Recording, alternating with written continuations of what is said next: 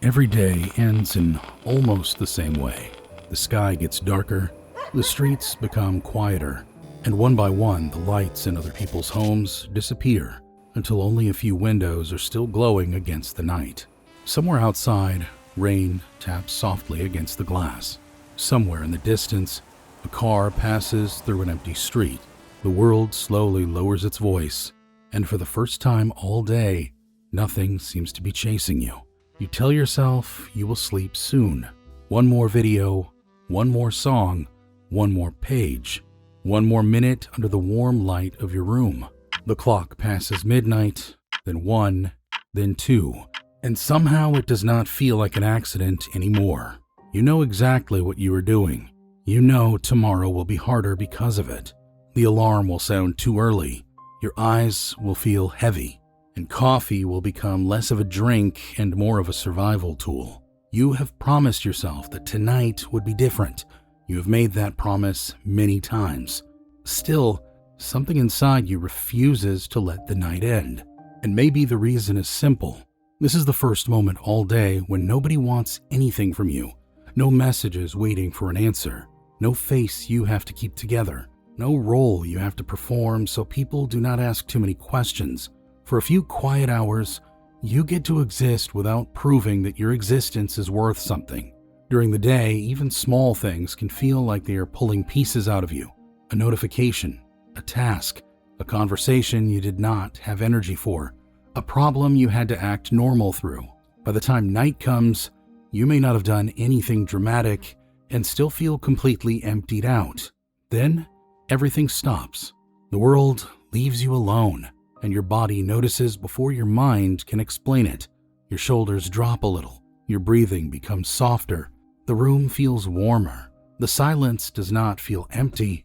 It feels protective. Maybe you never loved staying up late as much as you loved the relief that came with it. Maybe the night became the only place where you could hear yourself think. Maybe this is why bedtime feels less like rest and more like losing the one small part of the day that finally belonged to you. That small grief at bedtime is important because sleep is not only sleep when your days feel heavy. Sleep becomes the doorway into tomorrow. Closing your eyes means letting the next morning arrive. It means giving your time back to the same world that left you so empty in the first place. That is why the alarm can feel cruel before it even rings. In your mind, it already has a sound. It is the sound of returning to yourself too quickly, before you had enough time to recover from being yourself yesterday. So, you delay the doorway. You keep one foot in tonight because tonight is the only place where tomorrow cannot fully reach you yet. Every extra minute awake becomes a tiny act of resistance, a quiet refusal to hand yourself over too soon, a way of saying, I know I have to go back, just not yet. Psychologists sometimes call this revenge bedtime procrastination. It describes the habit of delaying sleep because the day did not give you enough personal time. The word revenge sounds dramatic, almost angry, although the feeling itself can be very quiet. Most nights, you're not trying to punish anyone. You're trying to take back a few pieces of yourself before another day starts spending you again. The mind cares deeply about control. When control disappears for too long, even a small choice can feel strangely powerful. Choosing to stay awake may not fix your life, and your body may pay for it in the morning. Yet, in that moment, it gives you something clear. You decide. Nobody assigns it. Nobody schedules it. Nobody turns it into a duty. That is the part many people miss when they call it laziness. A lazy person is avoiding effort. You may have already given effort all day. You worked, solved problems, smiled when you had to, and kept going. By the time the world finally goes quiet, your mind is asking for ownership. Relief can become addictive when life does not offer enough of it. Your brain is constantly deciding between rewards that feel good now and rewards that arrive later. Sleep is a promise to your future self. Staying awake is something your mind can enjoy immediately. A tired brain does not always care about tomorrow's version. A tired brain wants proof that peace still exists. That is why logic loses at bedtime. You can know the healthier choice and still choose the comforting one. because comfort speaks to the part of you that has been waiting all day to breathe. Then, the cycle starts building walls around you. You stay awake to recover from the day. Short sleep makes the next day harder to carry. Your patience gets thinner. Your focus breaks faster. Small problems feel larger than they should. Emotions sit closer to the surface. The same responsibilities that were already heavy begin to feel heavier. And when night returns, the need for relief becomes stronger. A hard day creates a late night. A late night creates a harder day. The harder day makes the night feel more precious. That is how relief slowly becomes a trap. The saddest part is that you may start blaming yourself for the whole thing. You call yourself undisciplined. You tell yourself you have no self-control.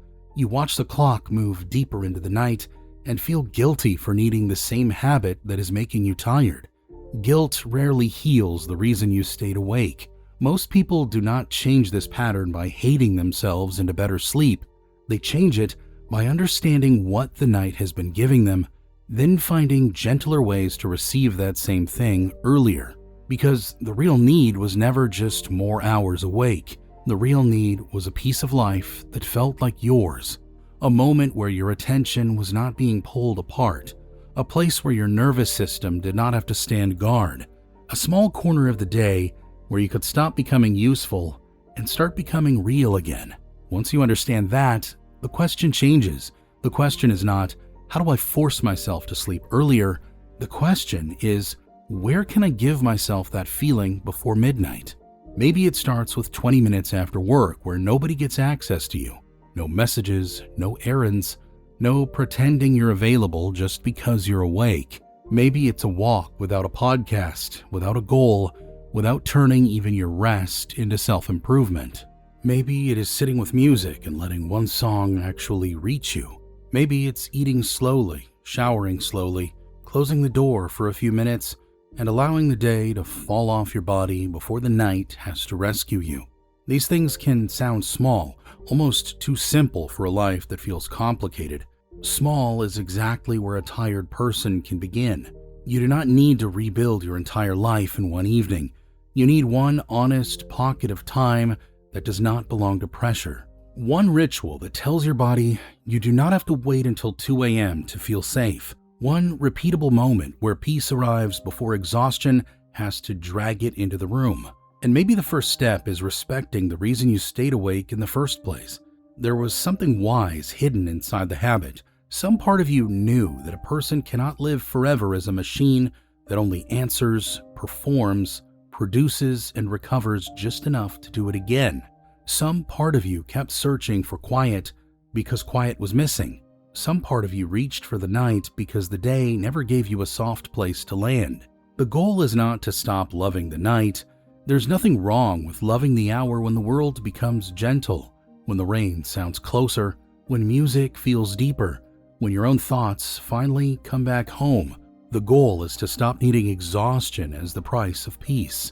You deserve to feel okay before the clock becomes unreasonable. You deserve a life where rest does not feel like something you steal. You deserve moments that belong to you in daylight too, even if they're small at first, even if they are quiet, even if nobody else understands why they matter. So tonight, maybe you will stay up later than you planned. Maybe the room will still feel too peaceful to leave. Maybe the idea of tomorrow will still sit somewhere in your chest. And if that happens, try to meet yourself with a little mercy. You are not broken for wanting the only hours that ever felt gentle. You are not weak for needing silence after a day that took too much from you. You are a person trying to find relief in the only place it has been available. Slowly, you can build another place for it. A few minutes earlier, a little more often, a little less borrowed from tomorrow. Because the night was never asking you to ruin your life, it was showing you what your life was missing. And maybe one day, when the world gets quiet and the last few windows glow in the dark, you will still love the night for its softness. You will still love the rain, the feeling of being alone without feeling lonely.